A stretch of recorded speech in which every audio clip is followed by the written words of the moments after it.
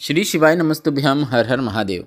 महाराष्ट्र के धुले जिले के सिरपुर श्रीपुर में गुरुजी पंडित प्रदीप मिश्रा जी द्वारा हाटकेश्वर शिव महापुराण कथा आज पूर्ण हो चुकी है।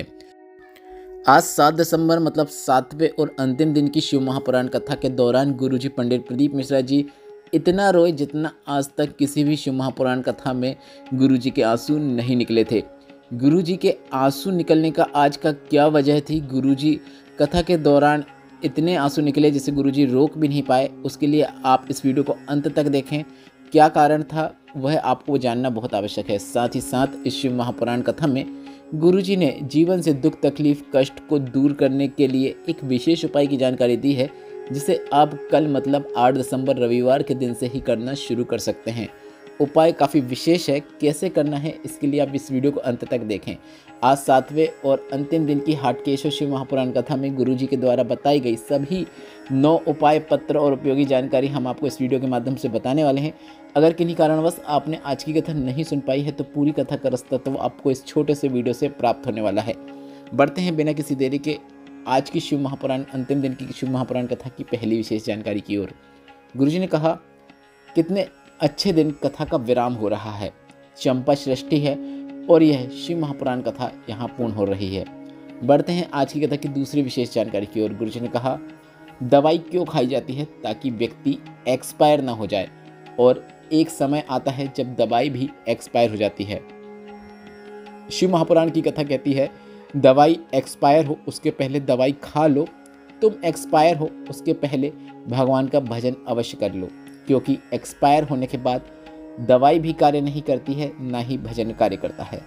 बढ़ते हैं आज की कथा की तीसरी विशेष जानकारी की ओर। गुरुजी ने कहा, जन्म मरण और परण यह तीनों भोलेनाथ की जवाबदारी है। कब जन्म होगा कोई समय निर्धारित नहीं कर सकता, कब मौत आ जाए किसी को भी नहीं पता है, और कब किससे शादी होगी यह भी निर्धारित नहीं किया जा सकता। यह सब महादेव के द्वारा निर्धारित किया जाता है।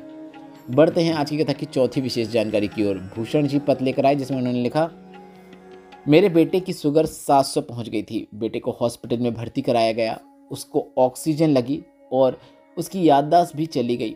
बच्चे को झटके भी आने लगे। डॉक्टर ने कह दिया शुगर मस्तिष्क तक पहुंच गई है, अब कुछ भी नहीं किया जा सकता। तभी वहीं हॉस्पिटल की नर्स के कहने पर हमने श्री शिवाय नमस्तुभ्यम मंत्र का जाप करना शुरू किया, और उसी समय मैंने पशुपतिनाथ व्रत का संकल्प भी ले लिया और शिव पे चढ़े हुए जल का आचमन बच्चे को कराया।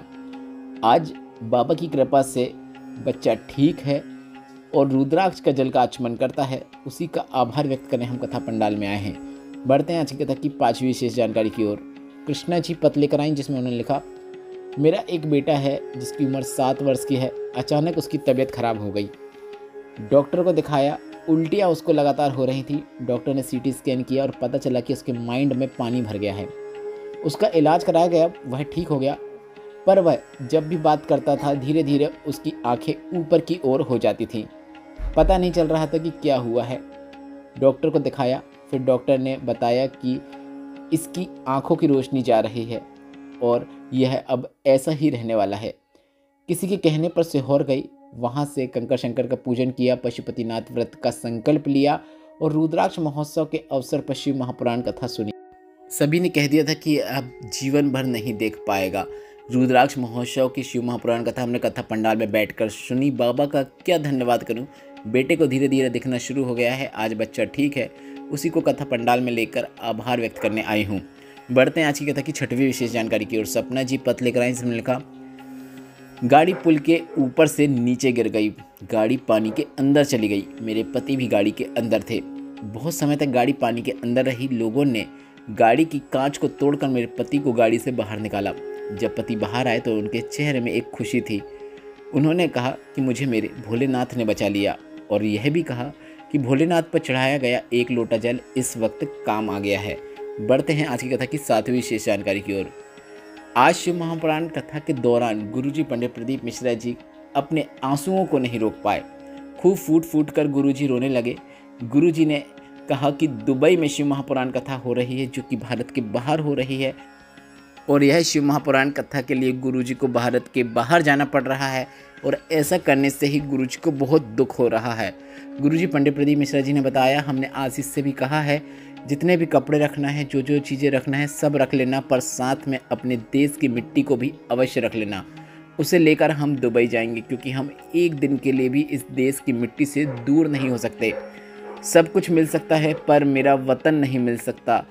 भारत मेरी जान है, इससे संजो लो। ऐसा कहते हुए गुरुजी आज खूब कथा के दौरान रोए। आपने भी देखा होगा, आपको गुरुजी इतना रोते हुए आज से पहले कब नज़र आए? आप कमेंट बॉक्स के जरिए ज़रूर बताइएगा।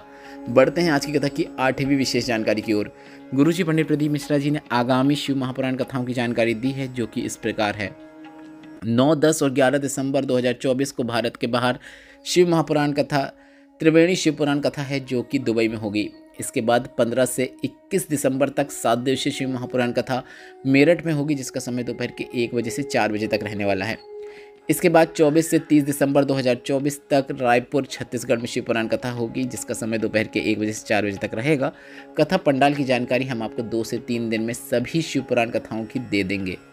इसके बाद नए वर्ष की पहली शिव महापुराण कथा 4 से 10 जनवरी 2025 तक छुरिया हालेकोसा राजनंदगांव में होने वाली है।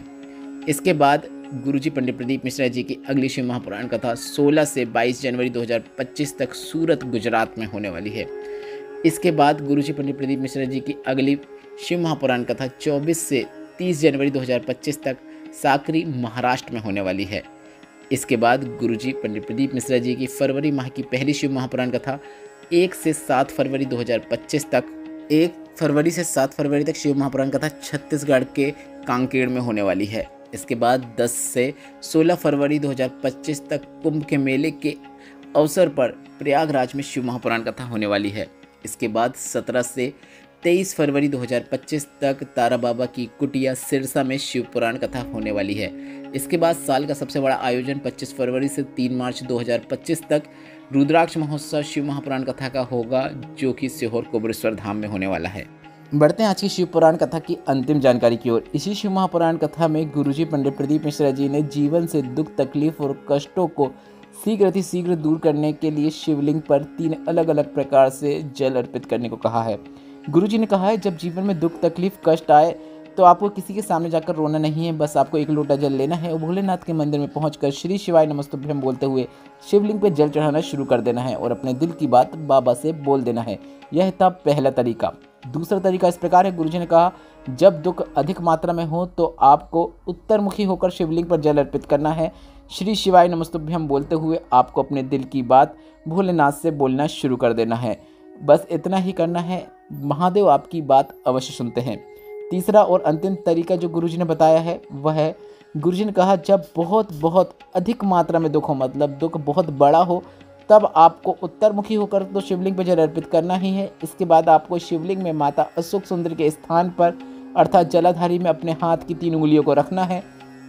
इसके बाद जहाँ से जल नीचे गिरता है उस स्थान पर अपनी हथेली को लगाना है और अपने दिल की बात श्री शिवाय नमस्तुभ्यम बोलते हुए भोलेनाथ से बोल देना है और उस हथेली को अपने मस्तक में फेर लेना है, हृदय में लगा लेना है। गुरुजी ने कहा, 3 माह भी नहीं लगेंगे, आपके जीवन से जितने भी दुख, तकलीफ और कष्ट हैं वह दूर हो जाते हैं। गुरुजी पंडित प्रदीप मिश्रा जी की बताई आज की शिव महापुराण कथा से अगर आपको आनंद की प्राप्ति हुई है तो इस वीडियो को लाइक करके कमेंट बॉक्स में हर हर महादेव अवश्य टाइप कीजिएगा। अगर हमें व्हाट्सएप में फॉलो करना चाहते हैं तो व्हाट्सएप चैनल की लिंक आपको कमेंट बॉक्स में मिल जाएगी, जिसे में टच करके आप हमें व्हाट्सएप में भी फॉलो कर सकते हैं, जो कि बिल्कुल फ्री है। वहाँ भी आपको उपयोगी ही जानकारी मिलने वाली है। मेरे द्वारा दी गई जानकारी आपको उपयोगी लगी हो तो वीडियो को लाइक करके कमेंट बॉक्स में हर हर महादेव भी अवश्य टाइप कीजिएगा। श्री शिवाय नमस्तुभ्यम, हर हर महादेव।